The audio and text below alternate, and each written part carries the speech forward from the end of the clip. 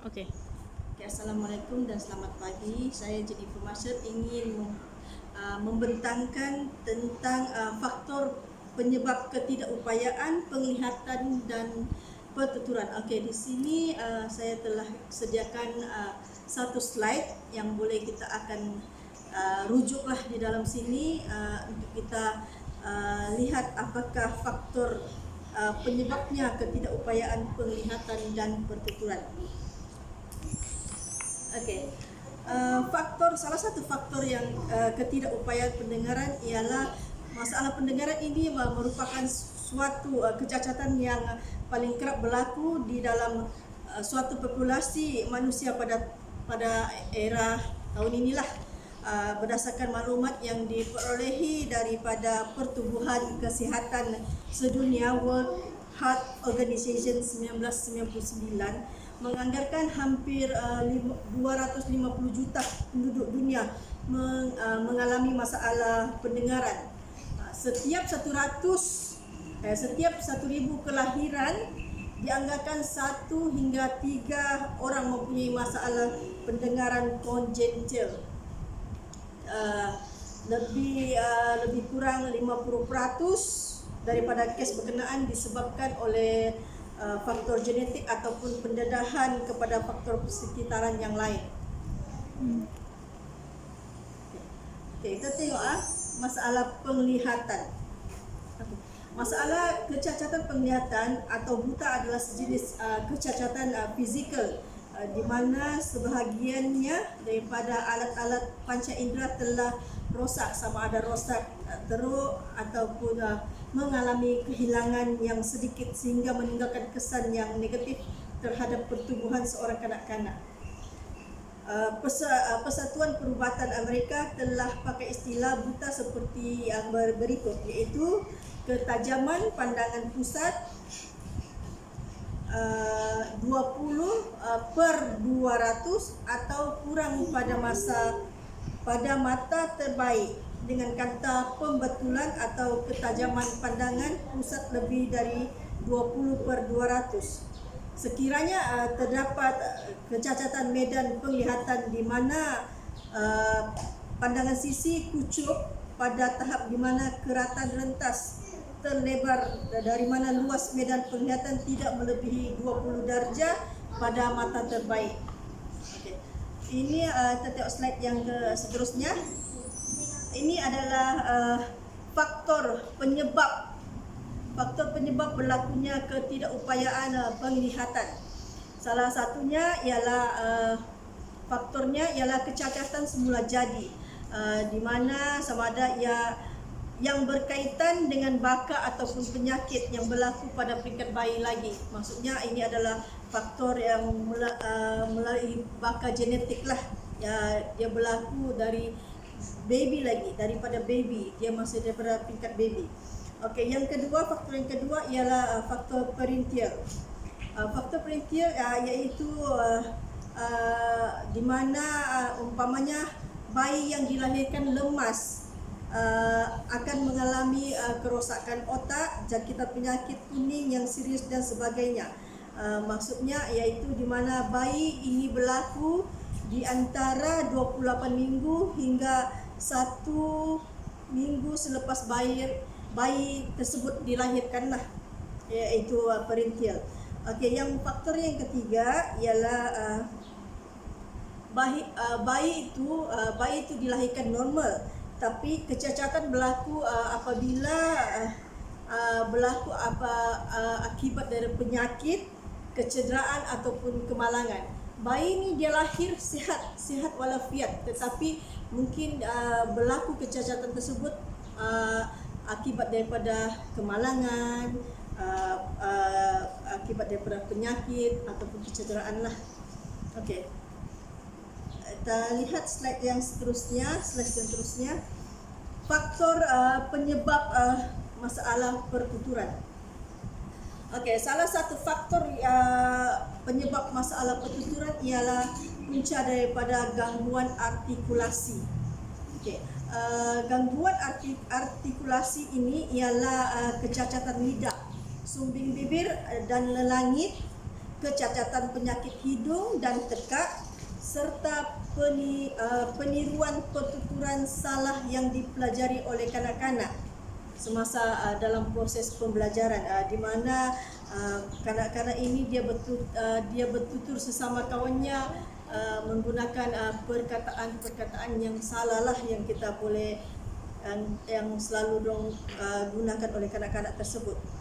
Okey, kecacatan lelangit ini juga lelangit dan bibir ini juga ialah akibat kerenggangan tulang mulut, tisu lembut dan struktur bahagian atas dan bibir yang mengganggu pengeluaran udara melalui hidung dan menghasilkan satu suara yang sengau. Selain itu juga kelumpuhan otak yang mengawal sistem saraf tunjang dan pergerakan otot pertuturan yang menyebabkan kanak-kanak itu sukar untuk menerima atau mengeluarkan bunyi atau suara yang betul. Okey, salah satu yang kanak-kanak yang mungkin yang bertutur dengan pelat ini adalah kanak-kanak yang berumur di antara 18 bulan hingga 3 ataupun 4 tahun lah yang akan dapat bertutur dengan pelatnya. Okey, jika kita tidak perbetulkan perkataan-perkataan yang diorang ucapkan itu, kemungkinan ia akan mengganggu, menyebabkan gangguan artikulasi dan kanak-kanak itu tidak dapat menyebut perkataan dengan betul. Jadi kita sebagai orang dewasa ini sepatutnya lebih peka terhadap perkembangan kanak-kanak tersebut dari cara pertuturannya. Maksudnya kalau kita nampak itu kanak-kanak bertutur dengan perkataan yang tidak betul, kita seharusnya memperbaiki apa sebutan-sebutan yang dorang cakapkan tersebutlah. Jika kita tidak sebagai orang yang di sekelilingnya ni tidak memperbetulkan percakapan pertuturan kanak-kanak tersebut, dia akan lebih cepat menangkap, lebih cepat menyebut perkataan tersebut, sehingga kan menghilangkan huruf-huruf yang sukar disebut. Okey, slide yang seterusnya ialah faktor-faktor yang menyebabkan masalah pertuturan lah. Yang tadi itu yang pertama. Sekarang yang faktor yang kedua ialah gangguan bunyi. Salah satu pun gangguan bunyi pun boleh menyebabkan masalah pertuturan. Okey, masalah gangguan bunyi ini berkait rapat dengan nada, kekuatan dan kualiti bunyi yang dikeluarkan oleh peti suara kita lah. Suara yang kurang menyenangkan akan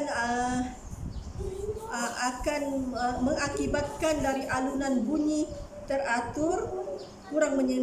Suara yang kurang menyenangkan akan mengakibatkan alunan bunyi yang tidak teratur, mengeluarkan bunyi yang terlalu tinggi atau rendah, dan penyebutan perkataan yang kurang jelas. Ini boleh kita ketahui melalui pengeluaran bunyi yang suara yang kasar, sengau, berbisik, serak dan nyaring, boleh mengganggu komunikasi yang berkesanlah. Okey, faktor yang ketiga ialah nada suara. Okey, perubahan nada suara yang disebabkan oleh gangguan bunyi yang berlaku kepada kanak-kanak yang sukar untuk dikenali, kerana suara yang dikeluarkan hampir sama dengan perubahan suara yang berlaku kepada seseorang individu di peringkat remaja.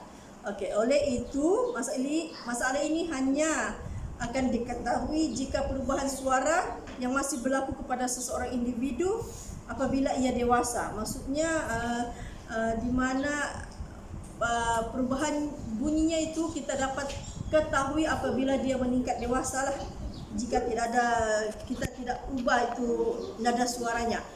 Masalah nada suara juga ini boleh dikenal pasti melalui pemeriksaan dan boleh dipulihkan melalui latihan pengeluaran dan pengeluaran suara semasa bertutur. Kita boleh pulihkan mereka ketika mereka sedang bercakap lah. Kita boleh perbetulkan mereka punya pertuturan. Kita betulkanlah cara mereka bertutur lah. Okey. Ini ya, pertuturan sengau ni. Pertuturan sengau ini ialah pertuturan yang disebabkan oleh udara yang sepatutnya masuk ke dalam mulut semasa bertutur telah masuk ke kaviti hidung. Oleh yang demikian, setiap kanak-kanak yang sumbing akan menyebut setiap perkataan dengan sengau. Dengan sengau kecuali konsonan N sama M, eng dan vokal. Di samping itu juga laluan udara yang salah semasa bertutur lantas menghasilkan suara sengau yang boleh berpunca dari kelumpuhan otak yang gagal untuk mengawal dan menyelaras otot pertuturan dengan sempurna. Maksudnya di sini kanak-kanak ini dia cara bercakap tidak sama seperti orang budak-budak yang normal lah. Masalah ini juga berkait dengan kerencatan otak yang tidak menerima bunyi yang sempurna. Sesuatu perkataan yang disebut juga mengikut apa yang didengari menyebabkan suara menjadi sengau, berbisik dan kasar. Keadaan yang sama berlaku apabila kanak-kanak itu sedang dalam proses pembelajaran meniru pertuturan sengau, berbisik dan seumpamanya yang disangkakan sebagai pertuturan yang betul. Ia juga berlaku kerana jangkitan di saluran udara, terkejut dan rasa takut. Jadi di sini kalau kita dapati budak-budak yang dalam keadaan yang sumbing, jadi kita sebagai orang dewasa perlulah lebih peka dan lebih cenderung untuk memperbetulkan perkataan-perkataan yang mereka keluarkan dari mulut mereka. Okey, pengeluaran bunyi. Pengeluaran bunyi ini berpunca dari perubahan struktur pertuturan, iaitu saluran udara yang gagal membentuk getaran kepada udara yang mengalir disebabkan oleh kelumpuhan otak. Akibatnya suara yang dikeluarkan menjadi sengau, kasar dan menyebabkan kesesakan semasa bertutur. Masalah ini kerap berlaku kepada kanak-kanak yang gemar menjerit, terutamanya apabila mereka berada dalam keadaan tegang atau terlalu gembira yang menyebabkan tisu membengkak. Jika pengeluaran suara yang tinggi berterusan, kemungkinan suara tidak akan dikeluarkan lagi dan saluran ini boleh ditumbuhi dengan bintil. Masalah bintil di saluran suara hanya boleh dipulihkan melalui pembedahan. Jadi bagi kanak-kanak yang berumur, bagi peringkat yang kanak-kanak ini, kita sepatutnya lebih peka dan ketika mereka bercakap, kita elakkan mereka bercakap secara menjerit ataupun berteriak untuk mengelakkan bintil itu tumbuh di bahagian tekak mereka lah. Sebab untuk menghilangkan bintil itu caranya ialah dengan membuat pembedahan lah untuk menghilangkan bintil tersebut. Okey, dan slide yang terakhir ialah kelewatan bertutur. Banks 1968 mendefinisikan kelewatan bertutur sebagai perkembangan pertuturan yang berlaku pada kadar yang lambat dari normal dan kebolehan bertutur tidak sesuai dengan umur sebenar. Oleh yang demikian, kanak-kanak yang mengalami kelewatan bertutur ini ialah kanak-kanak yang mempunyai pencapaian pertuturan yang rendah daripada kanak-kanak yang sebaya dengannya. Oleh itu, kanak-kanak yang mengalami kelewatan bertutur sering dianggap sebagai keenak-anakan. Mereka sering dihalang untuk bergaul dengan kawan-kawan mereka, dengan rakan-rakan sebaya mereka lah. Keadaan ini akan menyebabkan kanak-kanak ini akan terus ketinggalan bukan saja dari segi bahasa, tetapi juga dari segi sosial dan kemahiran fizikal. Jadi maksudnya kanak-kanak ini kalau kita kekang dah punya berkawan dengan rakan-rakan sebaya mereka, mereka akan terus ketinggalan dari segi perkembangan fizikal mereka lah, dari segi pertuturan, dari segi sosial antara rakan sebaya mereka lah. Pada peringkat persekolahan pula, kemungkinan kanak-kanak ini dari segi akademik mereka akan ketinggalan lah dan tidak berkebolehan untuk menyesuaikan diri dengan rakan sebaya. Secara tidak langsung, kanak-kanak itu berasa rendah diri dan rasa dibenci dan akan rasa tidak seronok untuk datang ke sekolah. Ini akan boleh mempengaruhi dalam bidang akademik mereka lah, dalam segi pembelajaran mereka. Maksudnya di sini kanak-kanak yang lewat bertutur, dia akan rasa rendah diri, dia akan rasa malu untuk bergaul dengan rakan-rakan mereka. Jadi saya sarankan kepada ibu bapa, kalau peringkat awal kanak-kanak ini, kita sepatutnya sebagai orang dewasa ataupun orang ibu bapa, sepatutnya kita lebih peka dan banyakkan berkomunikasi terhadap kanak-kanak tersebut. Okey, dengan itu sekian sahaja pembentangan saya pada pagi ini, dan sekian, terima kasih.